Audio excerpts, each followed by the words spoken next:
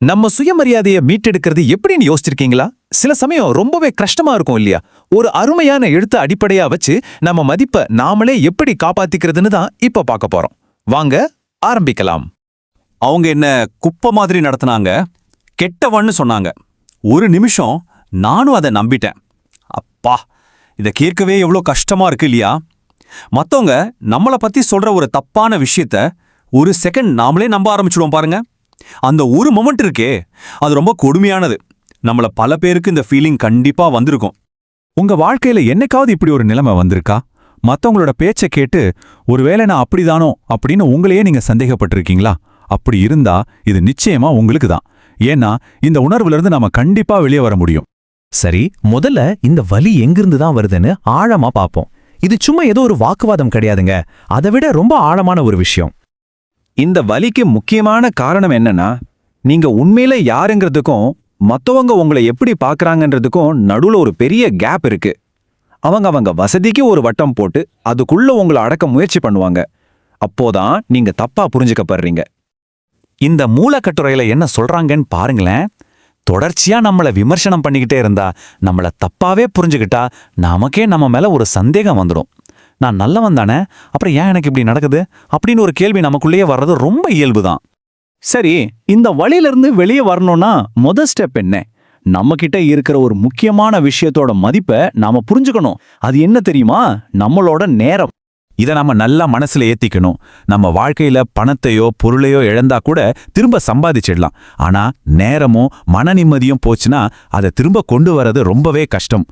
அதுக்கு விலையே கிடையாது இல்லையா? இப்போ இங்க பாருங்க, இது ஒரு சூப்பரான கம்பேரிசன். உங்க உறவுகள்ல உங்க நேரம் மதிக்கப்படுதா இல்ல வீணடிக்கப்படுதான்னு கண்டுபிடிக்க இது ஒரு சிம்பிள் டெஸ்ட் மாதிரி. இந்த இடது பக்கம் இருக்கிற அறிகுறிகள் உங்க வாழ்க்கையில அதிகமா இருக்கா, அப்போ கொஞ்சம் ஜாக்கிரதையா இருக்கணும். இல்ல வலது பக்கம் இருக்கிற மாதிரி இருந்தா நீங்க சரியான இடத்துல சரியான ஆளுங்க கூட இருக்கீங்கன்னு அர்த்தம். அப்போ நம்ம நேரத்தையும் மன நிம்மதியையும் எப்படி காப்பாத்திக்கிறது? அதுக்கு ஒரு பவர்ஃபுல் டூல் இருக்கு. அதுதான் எல்லைகள், அதாவது பவுண்டரிஸ். அதை பத்தி தான் இப்ப பார்க்க போறோம். ஒரு எல்லையை உருவாக்குறதுக்கு இந்த 3 சிம்பிள் ஸ்டெப்ஸ் தான். ஸ்டெப் 1, உங்களுக்கு எது ஓகே இல்லைன்னு நீங்க முதல்ல தெளிவா இருக்கணும். ஸ்டெப் 2, அதை மத்தவங்க கிட்ட எந்த தயக்கமும் இல்லாம சொல்லிடணும். ஸ்டெப் 3 ரொம்ப முக்கியமானது, யாராவது அந்த எல்லையை தாண்டுனா அப்பவே அதுக்கு ரியாக்ட் பண்ணணும். வார்த்தையை விட செயல் தான் இங்க முக்கியம். இந்த மூல ஆதாரத்துல ஒரு முக்கியமான விஷயத்த ரொம்ப அழுத்தமா சொல்றாங்க. என்னன்னா, உங்க எல்லைய ஒருத்தர் தடவை தாண்டும் போதே நீங்க அதை சுட்டி காட்டிடணும். அப்பதான் அவங்க அதை சீரியஸா எடுத்துப்பாங்க. அதை நீங்க கண்டுக்காம விட்டுட்டீங்கன்னா அதுவே அவங்களுக்கு வாடிக்கையாயிடும்.